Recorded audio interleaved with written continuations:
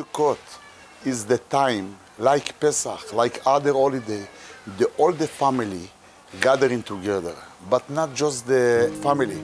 We must to have guests, special, poor, widow, orphan children. Everybody must to invite these people to make them happy in this holiday.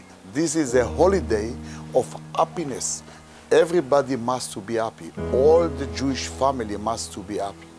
This time, because the corona, we must to act, behave different.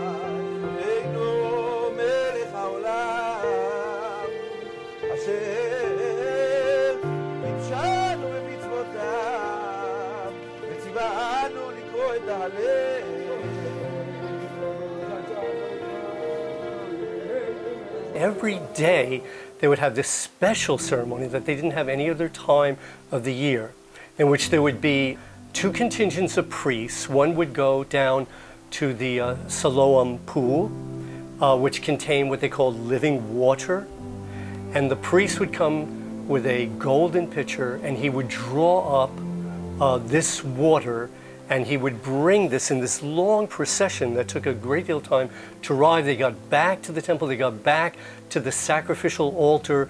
Every day they would bring, in addition to the wine, they would bring this water. You had a wine libation, but there never was such a thing as a water libation except during Sukkot.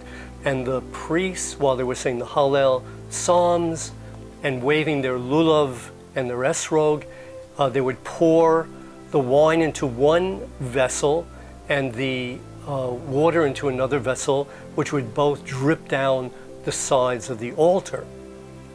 And it was understood at that time that this related to Isaiah 12:3. You shall draw with joy the waters of salvation, in which he was speaking of a time in which Israel would be redeemed from their sins, and God would look upon them with favor, and it would be a time of salvation. And it says, and you will draw with joy from the springs or the wells of salvation.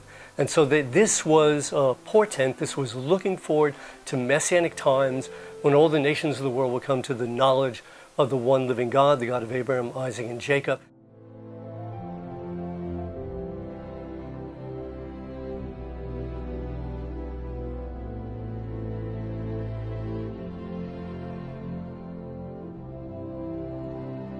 On the seventh day, they marched around 7 times. It was called Hoshana Rabbah. It's going to great Hosanna.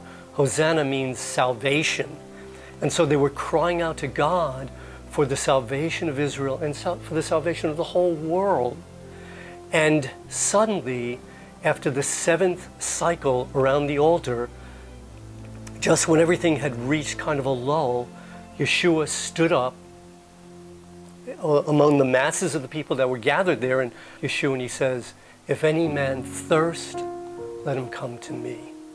And then he references this thing from Isaiah, that out of his belly will come living water. And he was there at the time when there was this messianic expectation to declare that in fact he is the one that we are to come to if we want life and to fulfill the purposes of the Messiah for Israel. We believe, yes, now is the end of the time. Yes, because we saw so many signs coming together in short time. Yes, the God really, we are in this time right before the Messiah. And I believe, and many Jewish believe, that rabbis and everybody believe, we are at this time.